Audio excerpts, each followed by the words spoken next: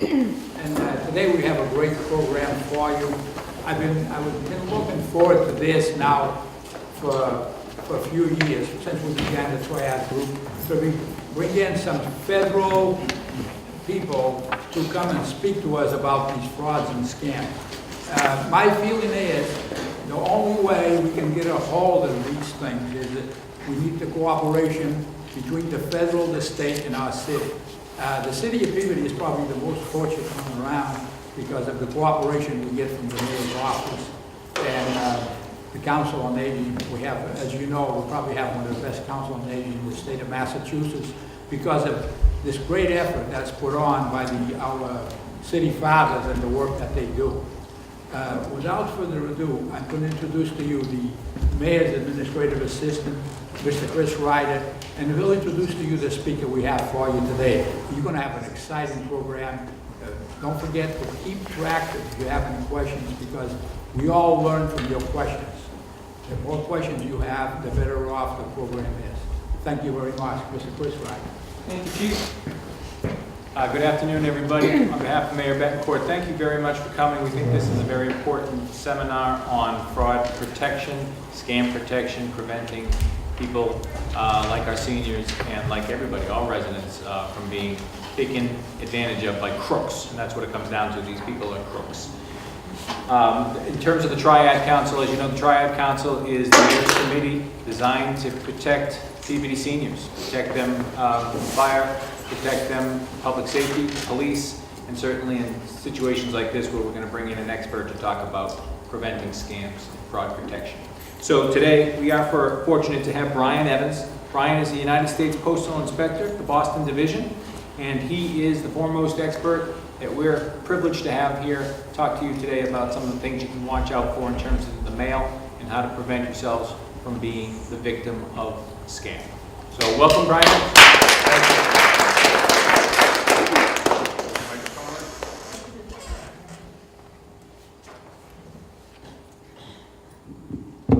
Can you guys hear better that way? Yes. Okay. Hi, I'd like to thank the Triad and the Mayor's Office and Joe and everyone for having me, Sandy. I'm just going to try to talk to you guys about some common sense things to avoid scams today. Please ask questions. This is just for you. It's free advice.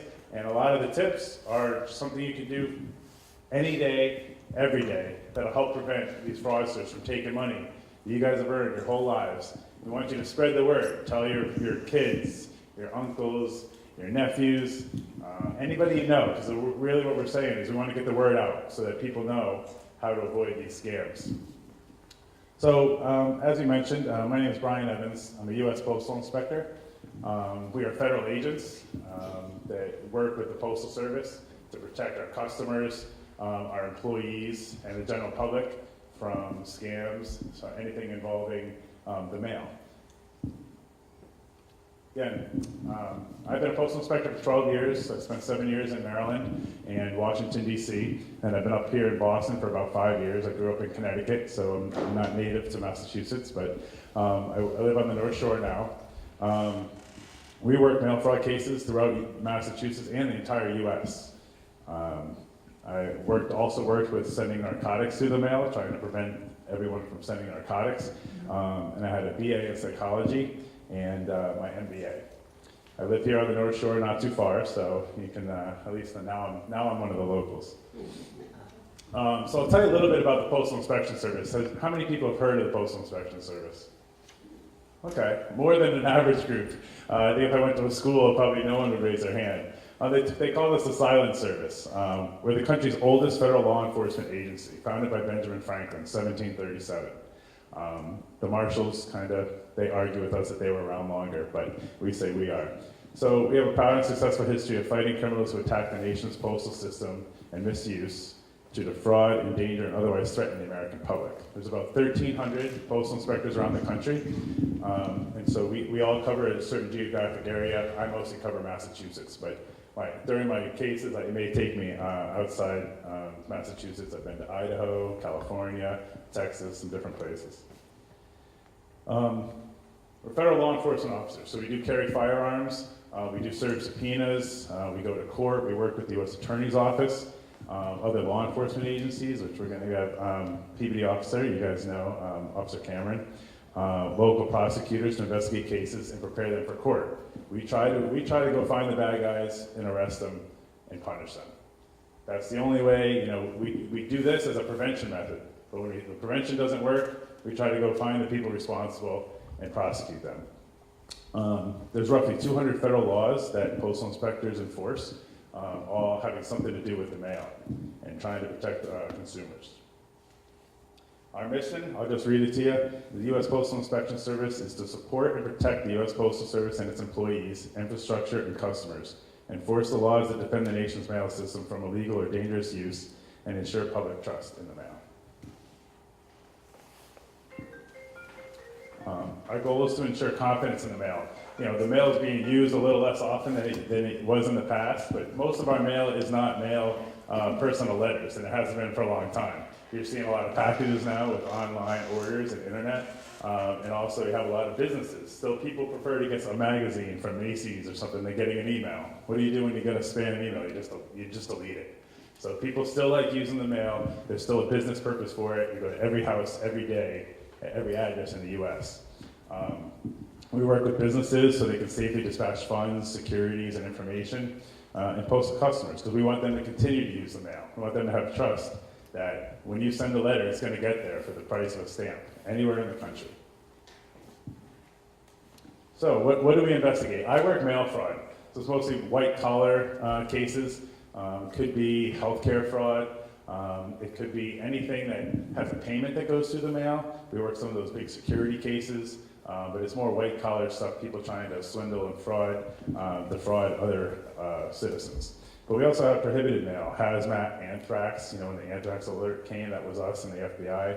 Mail bombs, narcotics. Lots of people send drugs through the mail because it's kind of anonymous.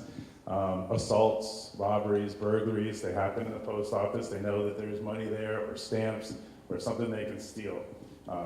We have a security team. Mail theft, people just stealing the mail, looking for credit cards or anything else, creating new identities. Child pornography is sometimes sent through the mail. Revenue fraud, if somebody's defrauding the Postal Service from actually getting their fair share of that price of the stamp. Money laundering, and also workplace violence. You've heard some of that, some of the attacks that happen in this country, and we work on some of those if they involve the Postal Service. So our main bread and butter is mail fraud. And there's a statute in the Federal Code of Regulations, 18 U.S.C. 1341. And basically, you can see it's a little blurry, isn't it? It's a little bit better, but the important parts are whoever having devised or intended to devise any scheme or artifice to defraud, or for obtaining money or property by means of false or fraudulent pretenses, representations, or promises. This goes on to say it could be the Postal Service or any interstate carrier, including FedEx and UPS, and that you can be imprisoned for not more than 20 years and not fined more than $250,000. If it's a presidentially declared major disaster, something like Katrina, there will be people who try to scam someone out of saying their house was destroyed, and you should send me money. And so if you're using a presidential declared disaster or defrauding a bank, then you actually have a 30-year imprisonment, can be up to 30 years, and $1 million fine. So there are some harsh punishments. Most people don't get the maximum, but that's what it's allowed by statute. So we're going to talk about a couple different fraud schemes quick, and then we're going to go into the major ones. I'll give you some tips on how to avoid them, and some things you may have heard, or some things that may be ringing a bell. On what people are calling, what they're trying to do, and how you can avoid it. So these are different types of frauds we have. Some of the ones here that I think are important. Government services fraud. Sometimes you see something that looks like it's an official document, and it's not. It's just somebody with creative, use of putting something on an envelope or saying that it's coming from the IRS or the Treasury Department or something like that. They're not always real. Okay, so you have to kind of dig through those, look into the facts that are contained and see if it actually makes sense. Telemarketing fraud, that's a big one. I may show you a video on that too, but that's the one that's the biggest. Right now we're calling them JOLT, which is Jamaican operating lotteries on telemarketing. So most of these are coming calls and the money's been routed back to Jamaica. And what they're doing is they're calling people hundreds of times a day at times. I'm sure a lot of you get these phone calls. I get them at my house as well, okay? So we're gonna tell you some tips on that. There's other different things though, phony job opportunities. Hey, you can work at home and you can stuff envelopes and you'll get paid $500 a month and all you have to do is sit in your house. We'll send you all the supplies. Most of those are scams. Chain letters. Hey, just send a couple of dollars to the next person on the list and then they'll pay you and everybody, after you will give you money. Those are mostly scams. Free vacations. You can go to Bermuda. You don't have to pay anything at first. You can go down there and you pay us the money later, all this stuff. They're all going to be scams. People are fast talking. This is their full-time job, is finding a way to defraud U.S. citizens and people that have some money. Pyramid schemes, obviously, you're taking the people who've given the money and you're giving it to the new investors. And obviously, that can't sustain itself, so that's going to run out of money. Those Ponzi schemes. Has anyone heard of a Ponzi scheme? Charles Ponzi was actually here in Boston when he was scamming people. That's where the phrase came from.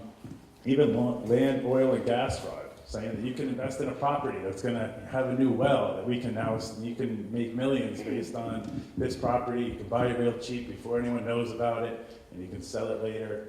Everything that you hear that sounds too good to be true, it is. Okay, there's a reason. These people are just working hard to take your money that you've worked hard for. Again, some other ones here, IRS, saying that you owe more money on taxes. If you give your social security number, if you give your bank account information, we'll take care of you. We'll make sure you get all the stuff you need. We'll give you your tax refund back faster. Those are a lot of times a scam. Charity frauds, foreign lottery frauds kind of goes hand in hand with the telemarketing fraud. You've won the lottery, and that's another one we're going to concentrate on. Who in the room has got a call saying you won the Spanish lottery or something else? There's lots. Canada was a big one. Nigeria was a big one. Jamaica's a big one. Spain was a big one. And once they get you on that list, they're going to keep going after you. So again, there's some other ones, child support. Some of these are really sad, saying that, this is, somebody didn't pay their child support, and I'm going to help you get that money back, and I'll go take care of it for you. Just give me some of your information. And then some of these things are really preying on your emotions and on something that you may fall for, and that's why they're doing it. Unclaimed funds. Hey, if you give me your social security number, I'll look up money that is due to you. I'm sure that you have money out there from somebody who passed away in the past, left you an inheritance. I'll research it for you. They're just taking that money and they're not going to do any work, okay? So we'll go through a couple of these. Illegal sweepstakes. There are certain rules that are actually in place for a sweepstakes. You have to have clearly displayed that it's a sweepstakes, okay? There's rules and order form that no purchase is necessary, okay? Anybody that asks you to pay $50 in order to play, it's illegal. You can't do it, okay? A purchase does not improve your chance of winning in a real lottery. That's what they'll convince you of, though, and that's what the letter will say when it comes to your house, addressed to you, saying if you pay the $100, we'll give you, you have a better chance of winning. There's rules and entry procedures, and the estimated odds of winning are put right there on the front. There aren't many of these around that are legitimate, okay? Foreign lotteries themselves are illegal, plain and simple. If something says you won a foreign lottery, it's not true. There's no such thing as a foreign lottery that's allowed in the US. A lot of them are stopped at the border, but the ones that get through are the ones that people fall for, okay? They're impractical. If you didn't even remember signing up for it or going to that country or anything, the chances are you didn't sign up for it. So when you get it, you don't even want to look at it if you can. Shred it, tear it up.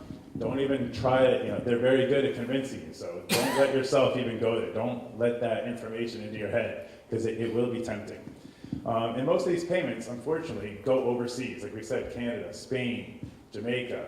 And what they're doing, they're using that money for their own purpose. We'll show that a little bit later. But that money's harder to trace because now we have to get other federal governments involved. This has to go to Main Justice down in DC. They have to send legats and different information to other countries. It may take 2 years to hear if Spain wants to even help find this guy responsible.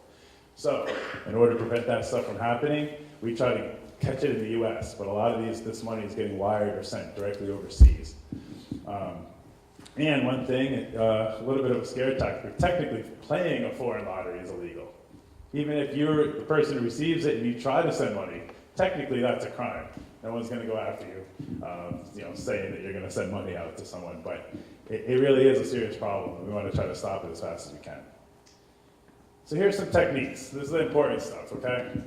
Most of the time they're polite at first, right? If you want something from you, just like if there's one of your kids, I have 2 little kids, they're going to be really nice, right? They want that candy bar or something, they're going to be as nice as possible. They're not going to go yelling at it first, right?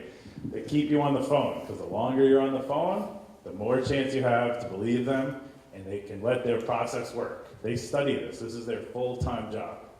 Calling people and convincing them. They know what works, that's why they're good at it, and that's why they get money sent. They'll call all the time. This is no exaggeration, hundreds of times a day. I've been at houses, they call 20 times in the 10 minutes I'm there. So that's a significant disturbance to your daily life, and I'll give you some suggestions on how to deal with that.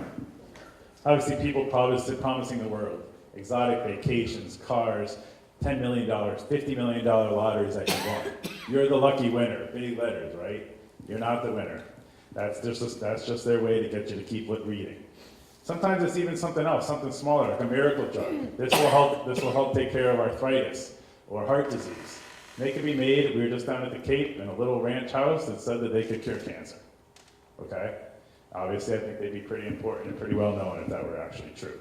So don't believe this stuff that it sounds too good to be true. And if you have to pay to win, then it's illegal. Know that right off the bat. Lotteries, they aren't going to ask that. The offer's too good to be true. We'll say that time and time again.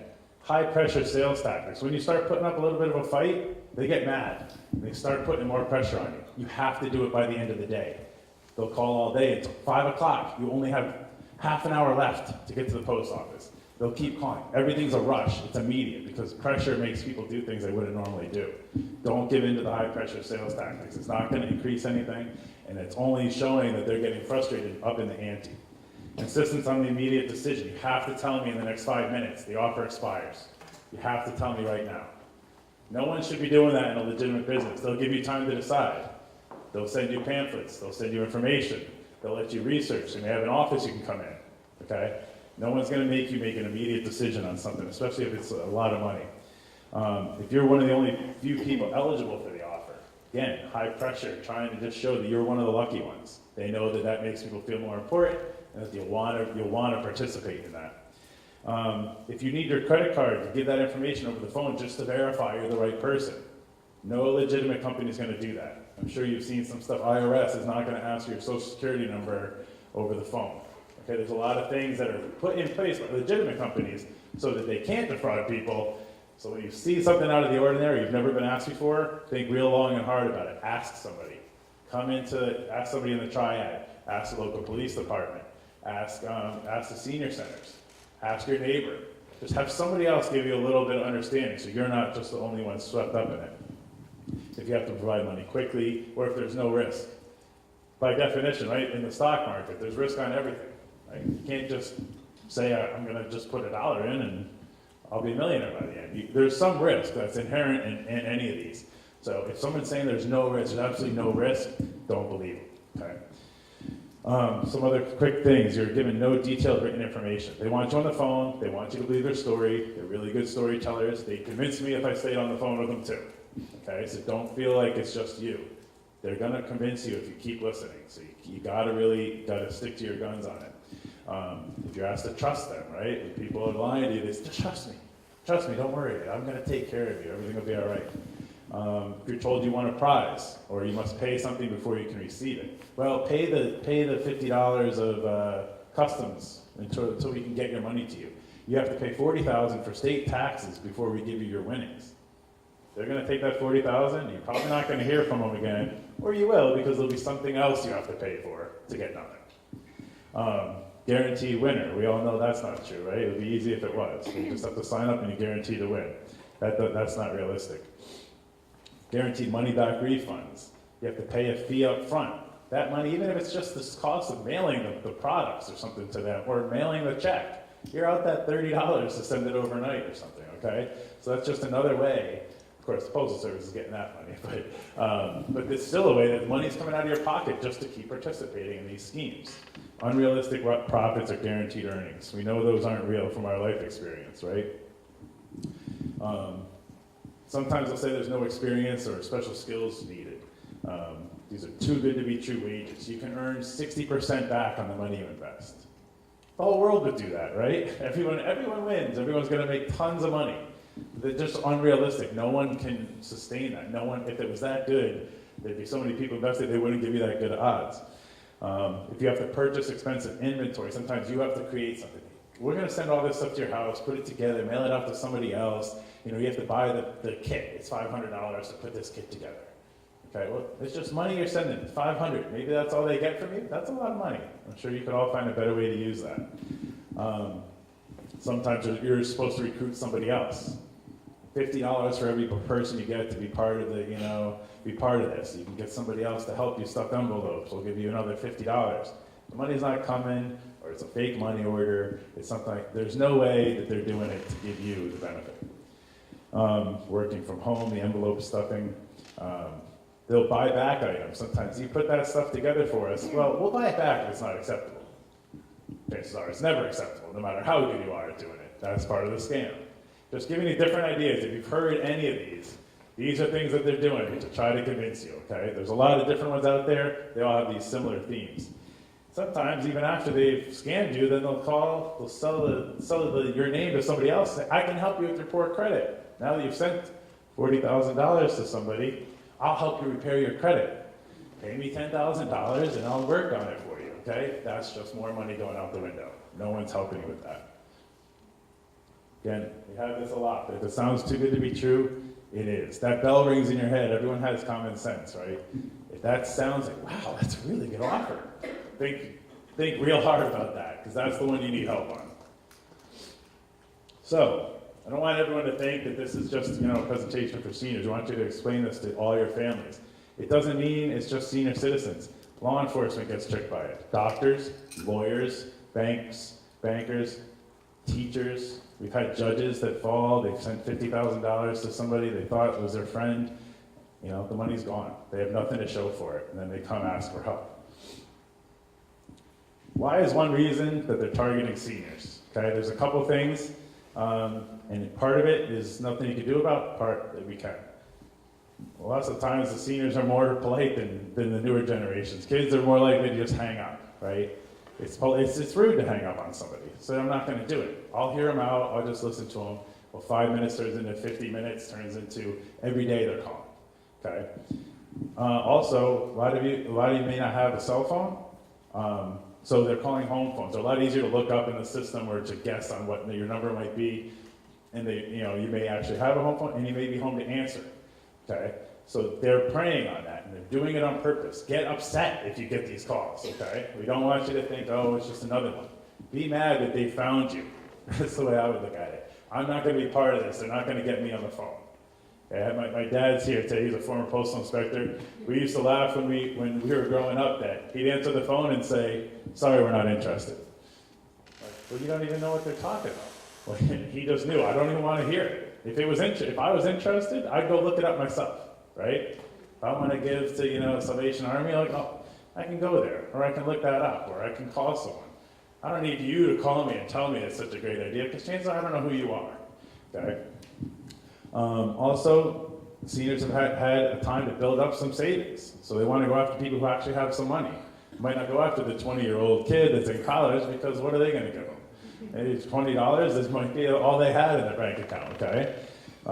And also you may want to build a nest egg for your family at that point in your lives. You want to help loved ones. Sometimes these people even call and say they're your grandkid, and they're just trying to mask their voice, or they're just trying to be real generic. Grandma, I really need your help. Please just send the money. I'm on vacation in Miami. I can't call my parents. If you're not really paying attention, it may sound like your grandkid, and people will send the money, and you were sending it overseas or somewhere else. Okay, so really just be careful and know that these people aren't going to be aren't there to help you. Also, senior citizens are a little bit more trusting, and they'll actually stay on the phone, so they have an easier chance to defraud. So these are some of the things that may sound familiar. Hopefully they're not, because that means you're doing a good job. But you get dozens of calls a day from numbers and people you don't know who they are. Calls from numerous area codes. They have programs on their phones. You can even download apps nowadays that they'll just spoof your number and say they're calling from Florida or say they're calling from where they want to be calling from. They're really in another country. Okay? It could be a call center. Calls from the same person. You see that number all the time. You'll start learning these numbers if you're getting these calls. You'll know, just don't pick up. You know the names, right? Like they'll use it. They may change the name if it's working. If it's not working, they'll change the name and have somebody else call, a female or a male or a younger person or an older person. Yes, and so I'll give you a couple tips, and that's what we want to hear. She said you're ready to tear the house phone out. There's a couple tips we'll give. I think it's one of the next couple slides on what you can do. Some people are reluctant to do it, but it's simple, easy, doesn't cost you any money, okay? Hundreds of spam emails if you're on emails. Sending checks to people you haven't met. This one comes up a lot. $8,000 here, they don't know the person they're sending it to, but it's part of the thing. I've been told, I've been talking on the phone every day, okay? Well, the person getting it may or may not be involved. They may be just told to collect money, put it in another envelope, and then send it to the bad guy. And that's the one that goes overseas. Or if you don't know who you're sending the money to, that's a problem. You should know them. You should know they're real. You should have been able to look them up, talk to them, check out their address. You can even call a local police department and say, hey, does this person even live there? If it's local, you can even drive by. That's not even that's an abandoned house, or that address doesn't exist. If there's money, you see money missing from your accounts, you really have to stay on top of the statements. You start seeing chunks of cash going somewhere, look at your spouse or your kids or your relatives and say, hey, I don't remember sending $1,000 out, or what's this $1,000 check for? Okay, I don't remember, why'd you send out a $1,000 check, and who'd you send it to? Like we were saying, like Joe and I were talking, you just need to get more people involved, and they can start doing the reality check for you. And then the constant urging for wires, checks, credit card numbers. Don't have to give that stuff out. Protect that. Your social security number, that is connected to everything that you need financially. Don't give that out to anybody. The bank will ask it if you go in and you forget your account number. Maybe come back another time and have your check card or have your number. Don't give them your social security number. They just put it underneath the desk or something, right? Somebody, janitor, could go take all that. I've had that happen to me. I'll just throw this out for you in a couple of weeks. I don't want my social security number laying around in a bank. Take that back. Don't be afraid to protect your own property, and don't think you're being rude. So what we just mentioned here, once you're hooked, once they got you talking, they're going to call all the time. You'll want to rip your phone out. I've been in people's houses that I want to rip their phone out because it rings. That's a constant distraction. You guys have a lot better things to do than listen to that phone all day. They'll switch their schemes. They've even pretended to be me because I gave somebody my card, and they'll say, oh yeah, I'm working with Inspector Evans. Well, oh, I'm his coworker. I just took over the case from him. This is what you really need to do. And now you're talking to a scam artist again. So they always question somebody. If they're legitimate, they will go out of their way to prove that they're real. If they're fraudsters, they're going to start having some hard times on doing that. And they'll start getting mad. They'll sell your name to other fraudsters. If they get some money out of you, they'll then sell that list to another criminal who will then probably try to call you and start something else. Give you a different type of scheme and say you won, or I can repair your credit now. Okay? Threats, they'll start getting mad if you question them. So you start knowing no legitimate company, AT&T, some place, Discover Card, they're not going to call and threaten you. Okay? These guys will start getting mad because they want your money and you're not giving it to them. They may just give up and go on to the next person, or they may start getting threatening. If you ever feel, and Officer Cameron can talk about this, but if you ever feel threatened, call 911. They'll come out to your house, they don't mind. Come in, checking on you, seeing you're okay, making sure no cars are in the neighborhood. They will tell you that they can see your house or something. You don't want to take that chance. Nowadays on the internet, you can probably pull up everybody's house and see it from the sky, and they can guess or pretend to be close, but you don't want to take that chance. Call 911. They'll come out. They're real close. Just make sure you feel safe. But they will check on your payments. They'll call and say, did you mail it? Did you go down to the post office? Call me when you're done. Call me when you're done. Give me the tracking number. They'll have some crazy backstories. They'll drain your account. Shipping charges, the shipping charges alone will bankrupt you if you keep following their advice. And then there's new schemes every time because they come up with something else that's new and no one's heard about. So, Some of the biggest things. What can you do if you think you're scammed? First, I think the biggest thing, and we've tried to learn this, admit that you made a mistake. Okay? Some of the hardest times is admitting to yourself. But if you're not sure, just tell somebody else. Let them check. Your spouse, your kids, your uncle, your neighbor, the triad, the council on aging, the police, anybody else to give you separate eyes. I can go up online, check into these different companies. I can call somebody, maybe an investigator there. Is this real? Is this going on? Oh, I've heard of that scam. Okay? If a payment was mailed, and this week we found this out with Officer Cameron that I maybe take for granted, but if a check is mailed, we can stop the mail. We have that power, okay? So I can call in somebody anywhere in the US, a post office, or one of the other postal inspectors and say, take that out of the mail. Stop it, return it to us. They'll send it to me the next day, and I'll give it right back to you, okay? So it's not too late. Some of these, though, will be delivered overnight or within a day or two. So you have to try to act fast. But we've stopped one, and I'll tell you a couple of success stories that, we just stopped 8,000 the other day because they told somebody, or the bank said, this doesn't sound right. They call the police, they call me, we get the money back. But you have to kind of act on it. Like I said, call the police and report it. They can always get in touch with me if you don't know my number or remember our number or who I am. Just tell somebody, tell your friends, family members. Other things you can do, change your phone number. Some people are really reluctant, especially seniors. Sometimes I've had that number for 60 years. That's how people know me. Well, nowadays everyone's got it in their phones. They'll learn your new number. It's a little bit, maybe you have to call the phone company, but usually it's free, and maybe they won't call that number at all. Your family and friends and the people who call you consistently, they'll get to know your number. They can write it down. Don't be worried that you'll never get the calls. You won't get the ones you don't want, which is the most important thing. If you do think something's going on with your credit card numbers, they'll give you a new credit card number. And a little bit of effort, but it's free. Just change your credit card number.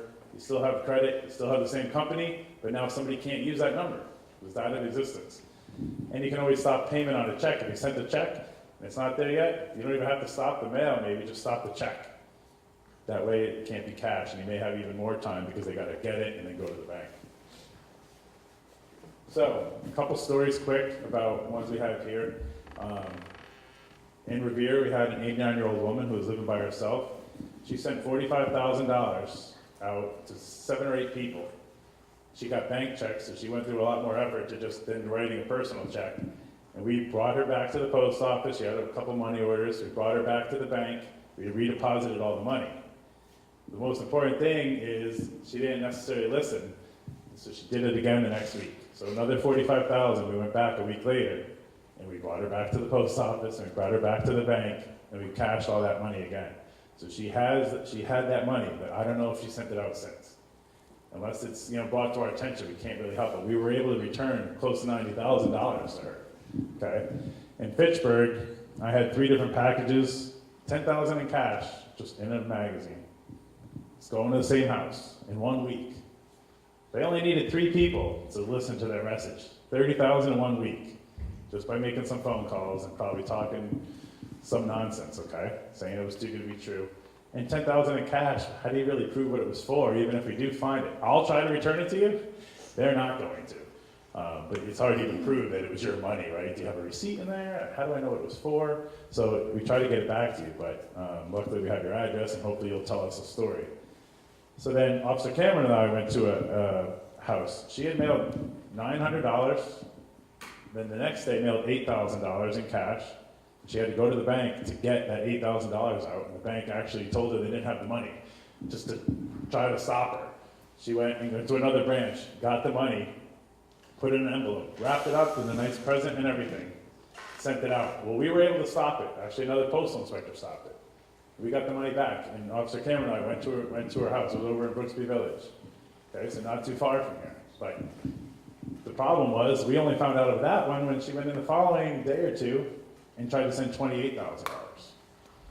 Okay, so that's within a week, close to $40,000, $35,000 to $40,000 from one person, from just calling on the phone. That's all they're doing every day. And then I've been to other houses, $300,000, 3 checks.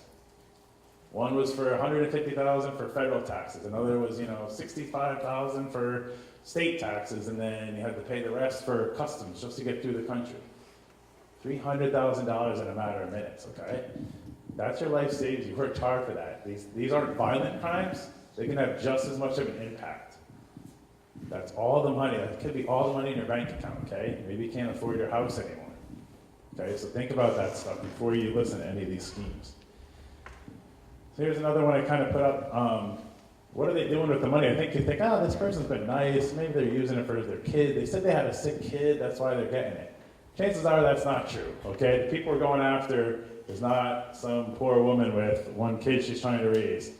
They're sending it for homes, boats, sending it on women, gambling, guns, drugs, organized crime. Human trafficking is a big one. That people are funneling money to people who are selling like sex slaves over the borders. Okay, this money is most of the time it's not even going to, like I said, somebody who may just use it for buying some things for their family. This is to live the high life or to be involved in some other type of illegal activity. They're going to scam you. They're going to scam everybody else. Okay. Yeah, if it sounds too good to be true, it is.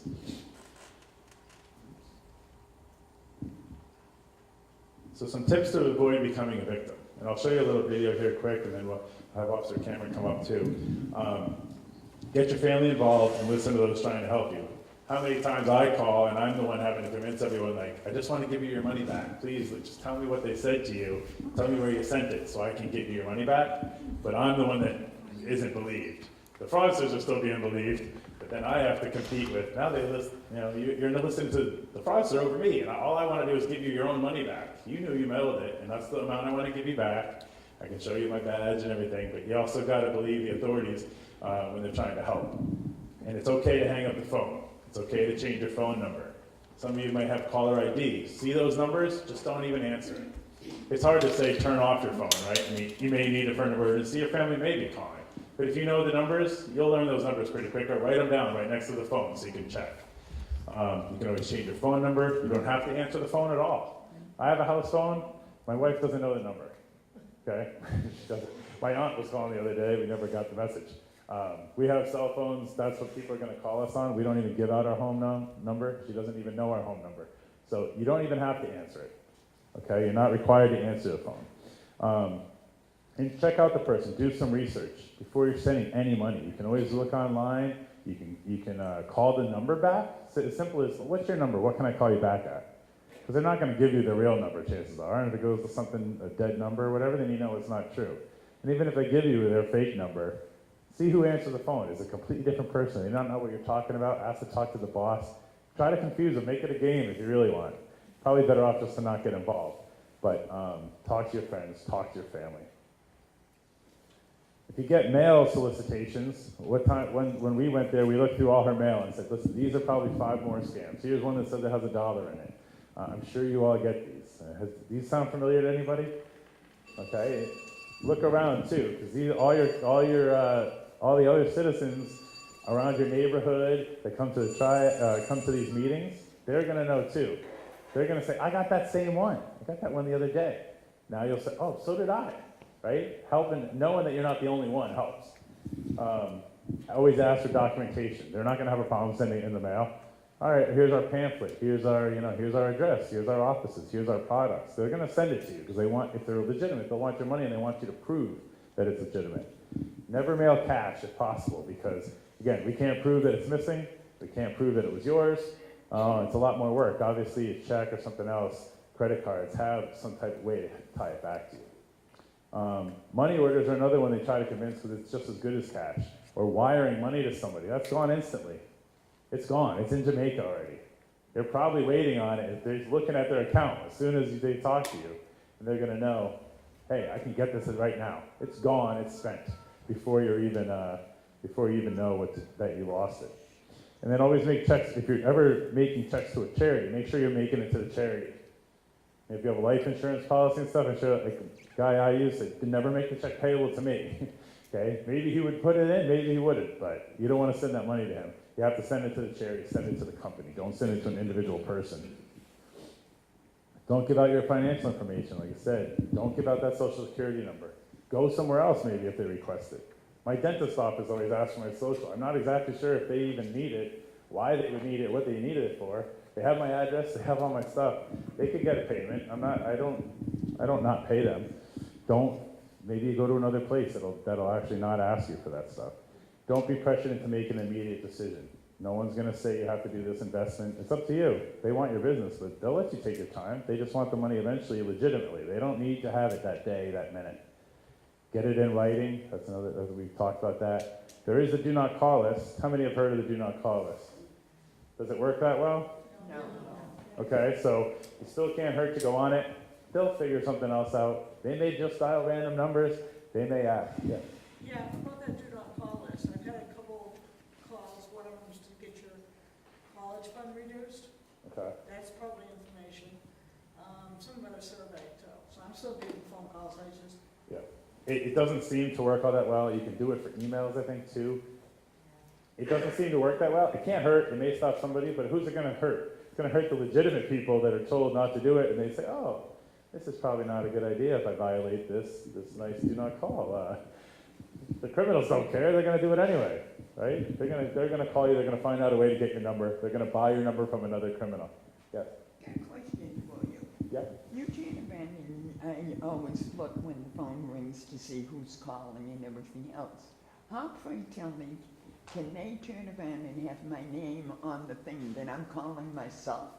Yeah, they have your room number on. So it shows, when someone calls you, it shows your own number? Yeah. Yeah.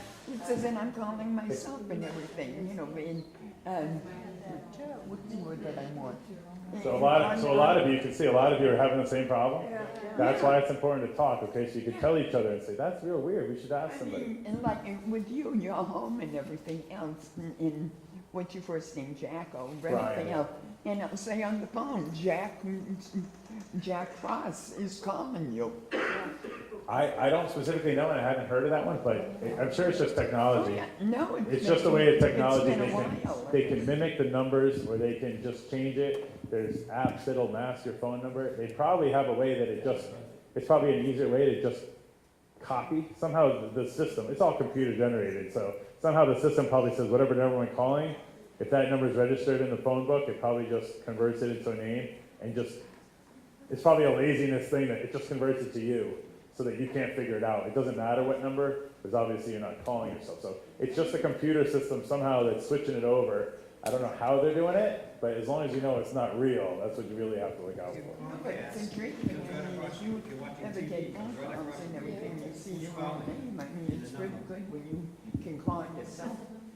Yeah, and it would probably throw me for a loop too. Like, wait, I'm probably looking in my pocket. I have two phones, so I probably think I'm calling myself. But yeah, I'll see if I can find any information about it. Chances are it's just some type of algorithm that they, I'm not a technology guy, but they But somehow talk to- convinced talk they to switch other your people number. and see if they get the same thing. Yeah. Well, and so yeah, some of the phone companies are tied into, you get, home, internet, and phone for one. So it comes across on your screen, and so you'll see it on your TV screen too. But Thank you. yeah, so that stuff, it's just a trick. It's just something they do. It's probably an easier way. Instead of coming up with a different number, it probably just converts the number they've called into whatever's in the phone book. And so those caller IDs have a way to, sometimes the names are going right in. But if you can always call the police if you think somehow like somebody's actually doing something illegal or taking over your identity. My guess is it's probably just a way that they're spoofing the number to look like whatever number they called, just so that you don't know where they're calling from. But I'll try to look into that one and see if I can find. I haven't heard of that one, but it sounds like all of you have, so it's obviously a problem. What do you think? Do you think we have time to show a 6-minute video or so? Do you guys want to see a video that kind of shows some of this? Okay. Instead of me having to bore you with talking. About Mr. Bryan coming over. He was on vacation, and he said, I'll be over. And, we're always wondering, the people that work for the government, and we think, well, they don't do this, they don't do that. There's a lot of dedicated people like Mr. Brian Evans. And I personally want to thank him officially with all of you that he took time out of his vacation to come here and to serve us. On the phone, the first time I got the call, and I looked on the number, and I said, gee, that number looks familiar. It finally dawned on me that was my own number, so I picked up the phone, and there was a guy on the other line, and I said, how did you get my number? Oh, he says, I'm calling you. And that's, so I told him, I said, don't call me again. You get a call. So don't be afraid to hang up, because that's the thing. The idea of trying to be polite to thieves is not really good for you, not good for any of us. And I think a lot of times we have, I do that, hesitate to hang up. You can't hesitate to hang up. I mean, every week I get a free trip to the Bahamas. I finally told the guy one day, I said, you go to the Bahamas, I don't want to go there. You know, but that's what happens. If we listen to that, we fall for that, and it's not good. The other thing I want to thank the staff of the Peabody Council on Aging and Sandy that worked very hard to put this program on.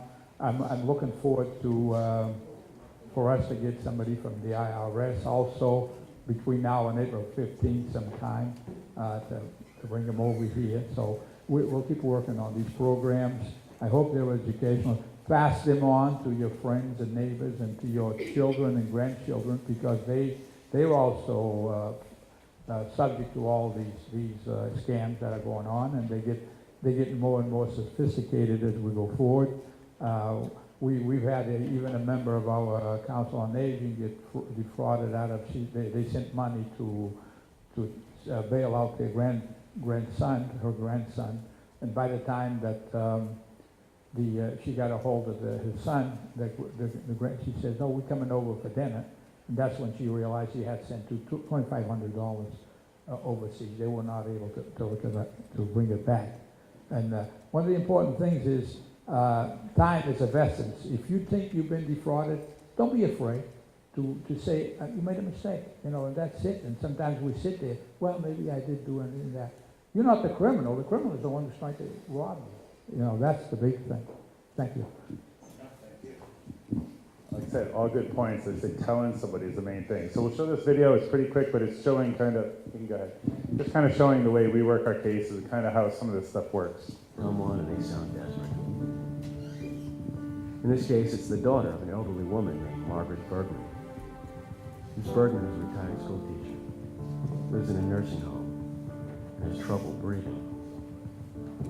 Her daughter's got her hands full raising 2 kids of her own, trying to take care of her mom, too. She called us after visiting her mom one afternoon. She found a lot of mail from the Spanish Sweepstakes, the London Lotto, and the Australian lottery. Her mom's checkbook had a lot of entries for tickets.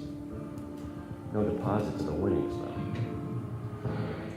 Name's different. I've heard this story before. The scam is simple.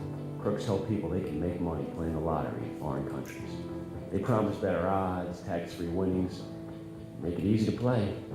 Now you can call their toll-free number, send them a check, or use your credit card. Some of them even set up websites. They promise to hold the tickets and send your winnings overnight. Yeah, they promise a lot of things, but deliver nothing. Their slick ads don't mention that it's illegal to play a foreign lottery in the United States.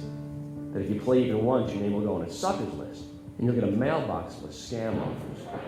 Yeah, they also forget to mention that instead of winning, some people lose everything. It's the worst part of the job. The best part is putting away the people who do this. I didn't know who had taken Mrs. Bergman's savings yet, but I knew his luck was about to change.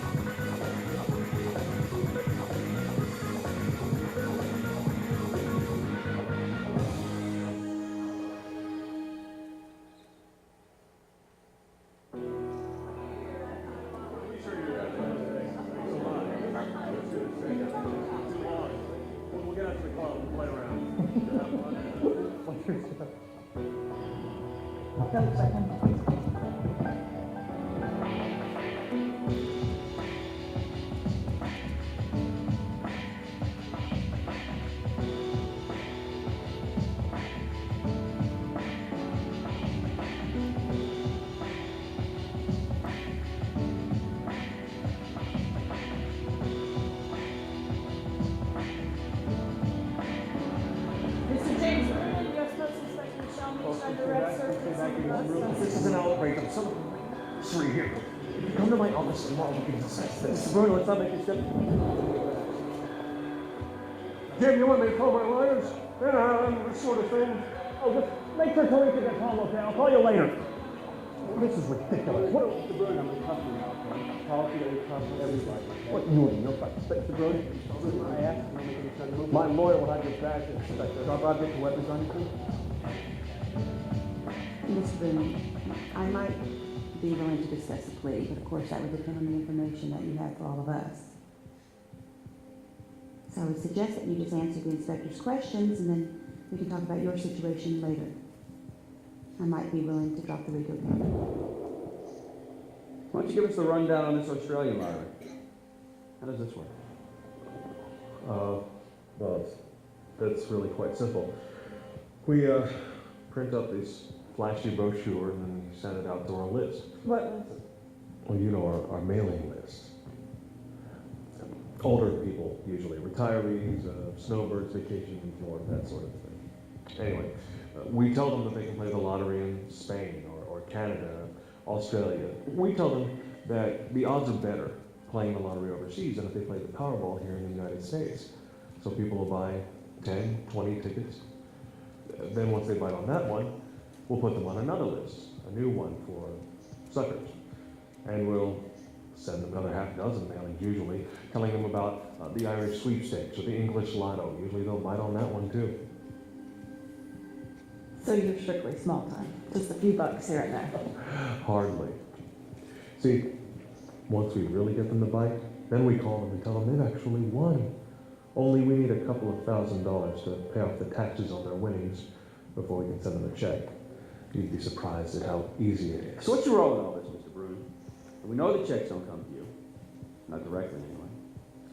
Well, I'll usually set up a small shop somewhere, give it a fancy name like International Exports Incorporated, and hire a couple of guys to pick up the mail, cash the checks, maybe somebody else to work the phones. No. We'll add their name to the suckers list and then sell it for big bucks to another operation.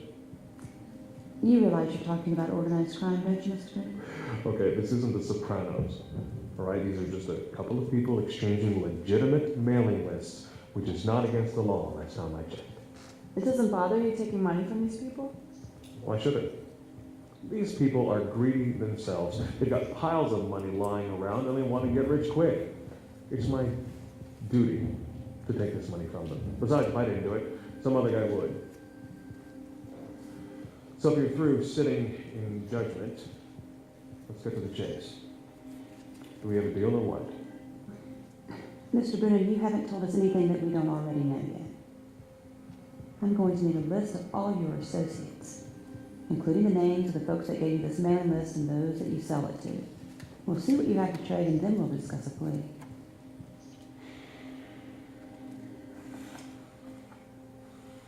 Write it up. Check back in a few minutes.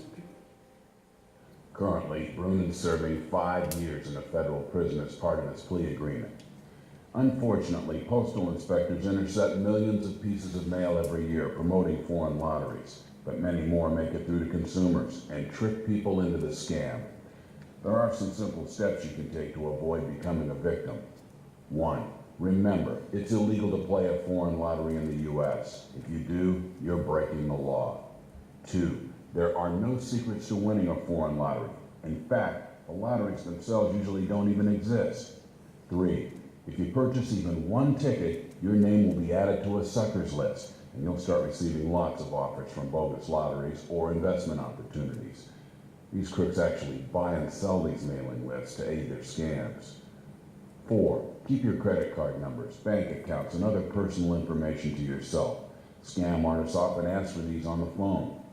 Lastly, if you think you've been the victim of one of these scams, you need to report it. Contact your local United States Postal Inspector. You can find us in the phone book or on our website at usps.com/postal inspectors. Remember, if you're tempted to play a foreign lottery, you won't win anything, but you may lose it all.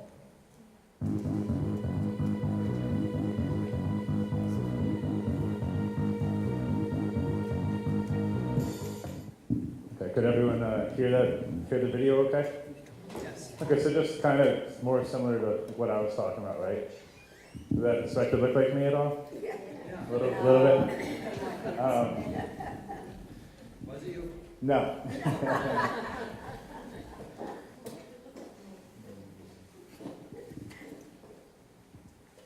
So you can't take your autograph? You can take it, it's probably not worth much. For some reason, I can never take this back.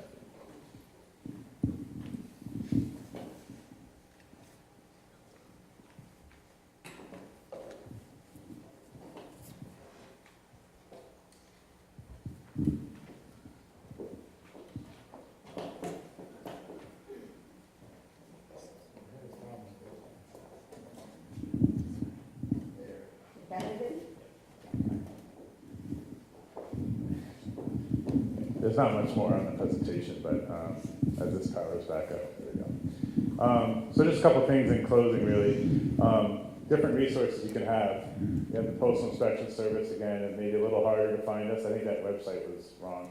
The videos are a little older. I have it if you need it. The Better Business Bureau, the Securities and Exchange Commission, your town hall, the State Attorney General's office, U.S. Attorney's office, Consumer Protection Bureaus, Federal Trade Commission, all these federal agencies and state and local agencies that you know of, AARP, internet complaints. Sometimes you can just go online and just type in, International Exports Incorporated, and you'll see 50 people complaining about how they got scammed. I mean, sometimes it's that easy. That isn't always the case, but there's also some websites like fraudnews.com. But all these places, you can look up legitimate information, and you can get that. You can have somebody else check to do it for you. You don't even have to do the work. There's the Do Not Call List, which we've talked about. And I hadn't even heard this except for doing some research. Direct Marketing Association, the DMA.org, is actually supposed to be for email. We're not supposed to use your email address. I don't know how well it works. Again, I'm guessing not very well, but it may be something. It's a little bit of protection. And so if Officer Cameron wants to come up too, if anyone else from the triad, if there's any questions, anything you didn't understand, anything you're seeing, I think it was great when you talked about, oh, I'm seeing my name on the calls. That's what you need to do. You need to talk to somebody else. And now I also know about it, that I can look into it. And that's how you spread the word. It's unfortunate, sometimes it's hard. You can't always get on the radio, the TV. How do you get the widespread message? It kind of has to be word of mouth. We do have some pamphlets and DVDs. There's a whole bunch of them. They're free, just like all the other information. None of this is costing you a dime. You can change your phone number. You can, watch the video. You can tell your neighbors. You can say, just send it to me in the mail. I don't want to talk to you on the phone. You cannot answer your phone. You can change your phone number. These are all free. They're all stuff you can do that doesn't cost anything, that can save you and your life savings, okay? Or somebody dipping into it without you even knowing about it. So there's some videos similar to this. There's some different lengths. Most of them are between 10 and 20 minutes. And there's a bunch of good pamphlets, especially the big one there. It tells you some of these schemes and what they'll say to you and how they work. They're just little blurbs, but they're enough to kind of get you the gist. You don't have to read paragraphs of it. But any of these flyers are all free. We try to go out and give them out to as many people that will take them. So please help yourself. You want to say a couple words? Thank you. Thanks for coming this afternoon. I'm Officer Cameron. I know a lot of you, and you probably know that over the last couple of years, we've given a lot of talks on this subject, the scams, the fraud, because it's a very serious thing, and it affects a lot of people. And the two tools that we have that are most important to stop it are education, like this, and information sharing. So whatever you learn today, please go and tell everybody you know about this and pass the word along, because what we've seen is the more we do these talks, the more we get the word out, the more the numbers go down for people who actually fall for these things. People will call on the phone now whenever they get the calls, whenever they get things in the mail, and they'll ask the questions. They'll say, hey, this doesn't look right. This doesn't sound right. This person called me on the phone. You know, that little bell, like Brian said, is going off in my head. Something's wrong here. And when that happens, you're right. You should listen to that little voice in your head, and you should call somebody. You can always call us, the police. We're here all the time. We'll always help you. You can call the PVD Council on Aging, Carolyn Wynn, Joe Mendonca. You can call Peabody Housing. You can call us all. We all work together, and we're all going to help you with this subject. We take it very seriously, and we want to help as many people as we can not fall for these things. The other really important thing is, as Brian told you, if something happens, and if you think by chance that maybe you did send something out in the mail to somebody and it wasn't the right thing to do, if you even have that feeling that it wasn't the right thing to do, please tell somebody immediately after you drop something in the mail. Because there are about 48 hours at the most that Brian and the Postal Inspector's office can get these packages back.